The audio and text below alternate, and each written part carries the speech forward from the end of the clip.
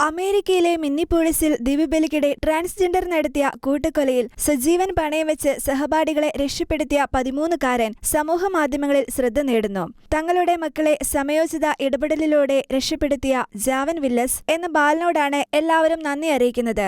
എന്നാൽ ദൈവത്തിലുള്ള ആശ്രയമാണ് സമയോചിത ഇടപെടൽ നടത്തുവാൻ സഹായിച്ചതെന്ന് ബാലൻ പറയുന്നു. പ്രാർത്ഥനയിൽ നിന്നും ദൈവം തന്റെ അരികിലുണ്ടെങ്കിൽ എല്ലാം ശരിയാകുമെന്ന ഉറച്ച വിശ്വാസത്തിൽ നിന്നുമാണ് തനിക്ക് ധൈര്യം ലഭിച്ചതെന്ന് ജാവൻ വില്ലസ് അർത്ഥശങ്കയില്ലാതെ വെളിപ്പെടുത്തി.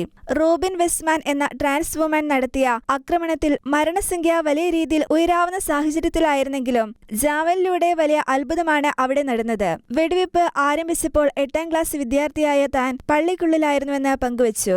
വെടിവെപ്പ് ഉണ്ടായതിനു പിന്നാലെ താൻ പീഠത്തിനടിയിൽ വീണ് പ്രാർത്ഥിക്കുകയായിരുന്നു. അപ്പോൾ ദൈവം തന്റെ പക്ഷത്തുണ്ടെങ്കിൽ എനിക്ക് കുഴപ്പമില്ലെന്ന ചിന്ത മനസ്സിൽ വന്നു. ഇവിടെ ഇരിക്കുന്നതിൽ അർത്ഥമില്ലെന്ന് ഞാൻ മനസ്സിലാക്കി. ഈ ധൈര്യത്തിൽ നിന്നാണ് സഹപാഠികളെ ശാന്തരാക്കാനും സുരക്ഷിതരാക്കാനും തനിക്ക് സാധിച്ചതെന്നും ബാലൻ പറയുന്നു. പരിഭ്രാന്തിക്കിടയിൽ ആ നിമിഷം എല്ലാവരെയും കഴിയുന്നത്ര സുരക്ഷിതമായി സൂക്ഷിക്കുക എന്നതായിരുന്നു എന്റെ ചിന്ത.